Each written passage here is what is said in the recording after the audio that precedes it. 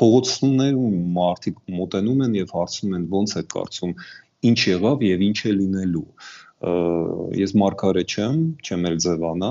բայց ես հստակ գիտեմ որ պատճառն այն է որ 18 թվականին առաջացած հույսերը եւ սպասելիքները չեն արդարացել ոչ մի իմաստով ես մի քանի անգամ այս օրերին բերեցի Մարի Լեպենի օրինակը որին պատժեցին եւ զրկեցին կոնը առայժմ ամենայն դեպս նա իհարկե բողոքարկել է այդ վճիռը բայց նրան ինչից են զրկել նախագահ ընտրվելու հնարավորությունից ինչու Վարդան Ղուկասյանը կամ Ռոբերտ Քոչարյանը եւ նրա կուսակցությունը կամ այլ մարդիկ անունները այստեղ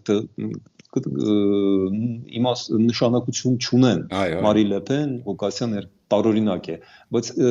համաձայնվիր բովանդակությունը նույնն է մարդիկ ծանրագույն քրեական մեղադրանքների դեպքում Ֆրանսիայում պատժվում են Հայաստանում ոչ եւ ինչից կարելի է այստեղ ինչից ենք մենք զարմանում մարդիկ մի բան են ուզում չէ պետությունից արդարություն դա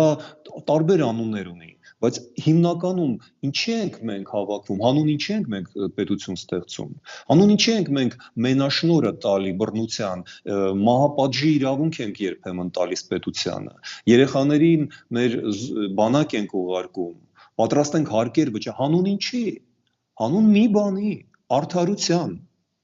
մենք ենթադրում ենք որ մեր վճարվածը մեր տանջանքները մեր քրտինքը մեր երեխաների ծառայությունը ապահովում են սոցիալական քաղաքական եւ բարոյական արդարություն եւ երբ որ ժողովուրդը տեսնում է որ այդ արդարությունը չկա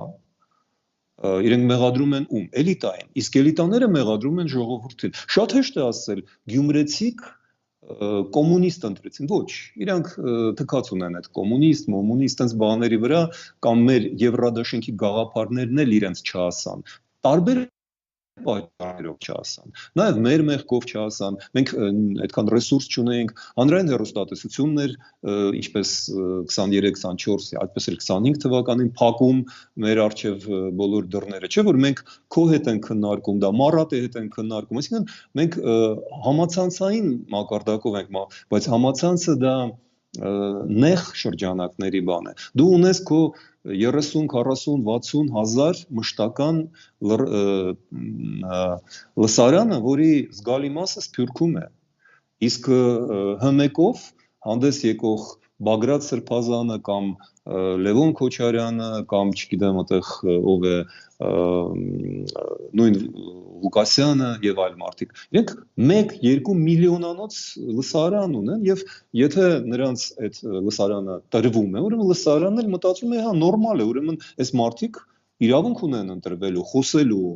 քարոզանելու իշխելու սա է այսինքն իշխանությունները իրենց մանր կուսակցական անձնական նպատակները հետապնդելով կորցրեցին երկիրը ինչպես մենք բոլորս մեր ընտանիքները պահելով նույնպես կորցնում ենք պետությունը մենք կորցնում